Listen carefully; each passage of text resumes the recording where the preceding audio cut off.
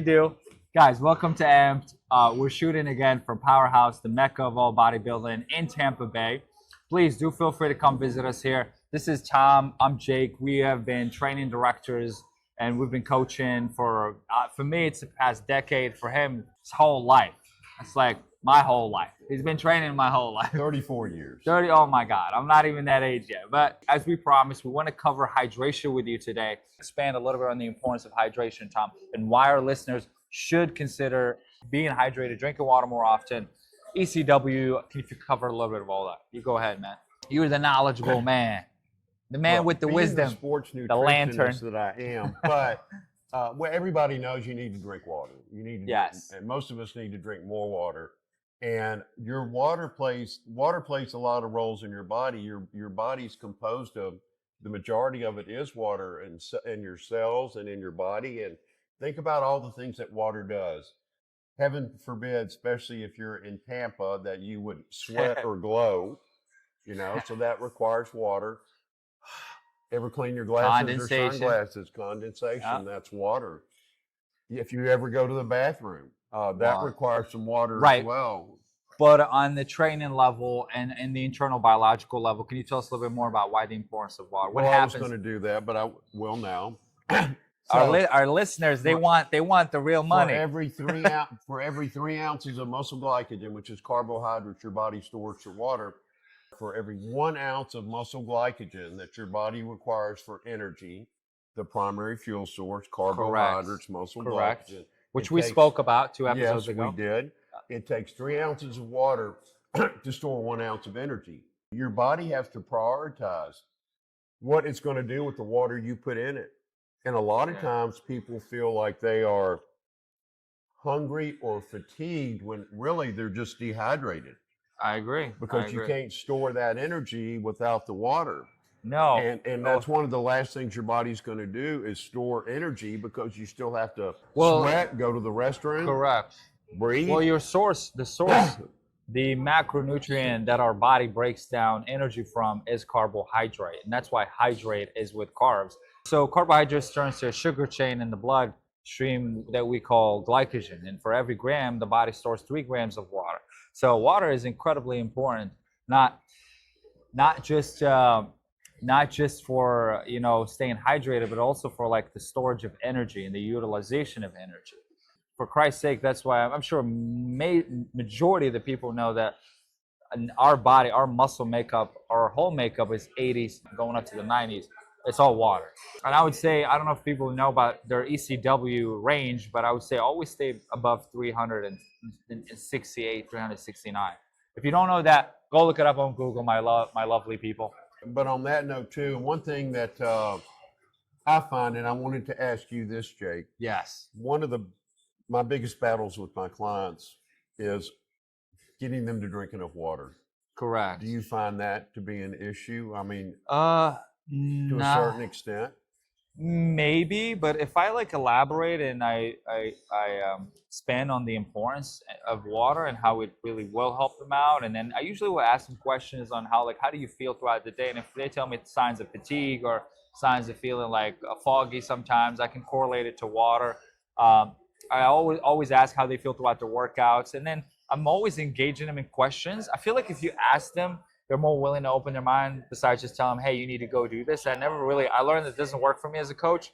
So psychologically, my clients are more willing to listen if I ask them a question that leads them to the actual answer that I want to give them. That way they're like, oh, okay, you know what? I really should start drinking water.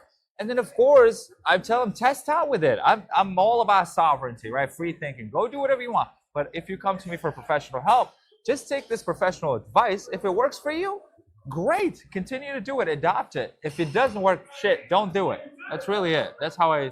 Well, but if you don't do it, you're not going to get the results in the gym. Well, they usually do it. They see the benefits and they keep doing it. See, like when I'm training my clients, I can... If they don't do it, you fire them. Just kidding. I can train them, and I can tell, because I know what everybody's weights are. I've either trained with them long enough to know, or I have them in a spreadsheet and I know how many reps they're supposed to be doing for the weights, blah, blah, blah. Correct. So if I've got somebody hitting a plateau, and I'll ask them, I said, so Did you skip a meal today? Did you not drink Right. enough You have to water? start Are you asking low on questions. sleep? Yeah. Yeah. So I ask those questions, and most of the time it's a yeah. Well, a lot of times it's not they didn't drink enough water. Now there's a True. True. formula for that too. Okay. So you Share it with pretty us. Share much it with us, you take your body weight and divide please. it by 2, and that's how much water a day you need. I heard of that. So that's I one just way. go The by the other scan, way but I is, like that one. So you take. Sorry. also when your urine is the color of diluted lemonade, Of then course, you're then you also can gauge. hydrated. Yeah, you Yeah. can gauge your hydration throughout the color spectrum of your So pee. Okay, your urine. I have a question. I've heard of that. So what do you do? What's the formula? Sorry, for me and of yours. So you take the client's body weight and divide it by 2, yeah, and that what? Okay, and that that's how gives you many how much ounces of ounces water of you water need a they day. need. Love that. That simplifies it. I You use a scan from the SECA from. the in-body scan. Yep, But you that's how I gauge also everything. need to remember that since it takes you 2 hours to convert food into fuel, and you can only drink 10 to 12 ounces of water every 20 to 30 minutes. If you drink it faster than that, you're going to be working out in the restroom. I agree, and that's why they say. You need Go ahead. Yeah. that's why I tell my clients you need to have. You can't get up at 5 o'clock in the morning. Well, you would say I this. would. We would disagree I on this. love to wake up at 4:35. Here's my I know a point. lot of people think that's crazy, but if you're there's people that wake up earlier than me, by the way. One of them is here, some working out somewhere. Sorry. As I was saying, if you're going to do weight training, you need to be fueled for that. It takes 2 hours to convert food into energy, unless it's a piece of fruit or a sports drink, a piece of fruit, fast-acting carb. Which is 45 minutes to get into your system. That's about your drive time into the gym. Well, here, this might be interesting. But let me finish. Okay, go ahead. And then I'm going to share a very interesting perspective that Tom doesn't know about. If you can only absorb 10 to 12 ounces of water every 20 to 30 minutes, you need 32 ounces of water in your system to store enough muscle glycogen to a good weight training program. Yep. Now, you can come in and do cardio, chug a glass of water on your way in, that's fine. You don't need to eat. So what I do is if I wake up at 4:30, 5:30, I usually, if I'm waking up at 4, I have a client at 5, you know. I keep my clientele very small, so because my workout is really important. My business outside of the gym is very important. So, but I love to come in early. That way I can delegate and allocate more of my time to the business, all that. But if I wake up at 4 and I eat usually at 4:30, right? Because got to get up, get things going. I don't eat right away when I wake up. So I can come to the gym, and if I start working out at 6, I feel good. I feel energy, and I have oatmeal. I have the usual people call it bodybuilding breakfast. But for me, I have blueberries in the oatmeal, so a little bit of honey, some almond butter, and then I'll have my egg whites with my vegetables. For me, it's zucchini, asparagus, green pepper, arugula. So I do all that in the morning. And I still feel good. Now, if I come and I have 2 clients to train, so I eat at 4:30, I train from 5 to 7, and then I start training, I don't feel as energetic, which is interesting, even though it takes 2 hours to break down, which I know I'm familiar with the science. So I think my body, the years of me eating and coming here and training within an hour or 30 minutes, it just adapted in a way, which is, I think the biology of the human being is fascinating to a certain extent, that it is a conscious entity and it is very adaptable. So I tell people, yes, there is the science, and I'm a huge person on following the science, what works, but also see where your body's at and find what works for you best. That's really my best advice. Okay, should we make this shorter or should we move forward? Well, I think we're about done, but I do want to point one thing out. Yeah, One thing please. that I have to, will tell my clients, if someone wants to come in earlier during the course of the day, if you want to get your weight training in and say you're doing 2 sessions a week with me and 1 on your own, but you're a morning person, you want to get it done earlier in the day. If you had a piece of fruit and or a good meal replacement shake, those will all get in your system within 45 minutes. Quick. Because it's pre-digested. 100%. I agree. So it'll get into your system quicker. So it's okay. As long as you are asking Jake and I for how to do what you're trying to do, then between the 2 of us, we can steer you in the right direction. Yeah, because I feel like we had a diversified background of clients that, we do. My goodness, when we talk outside of the camera, it's a very interesting stories that we share with each other. So love that. Okay, that's it. We move to the next episode. Okay, what are we talking about the next episode?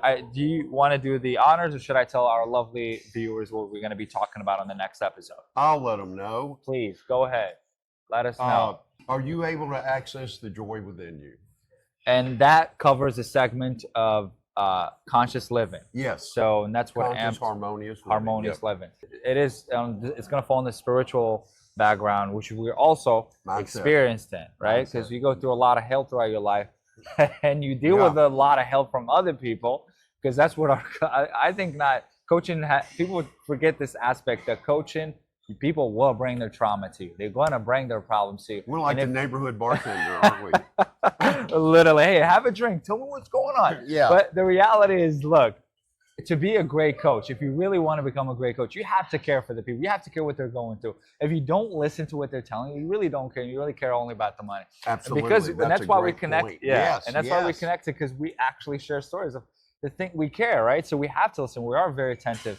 And it helps us become better human beings, better coaches, to go and develop ourselves and bring back the right advice. That's why we decided conscious living is going to be part of this channel. So next episode, how can you tap into that inner peace and just have that inner balance to where you can perform at your most optimum level? You guys have a good one. On to the next episode.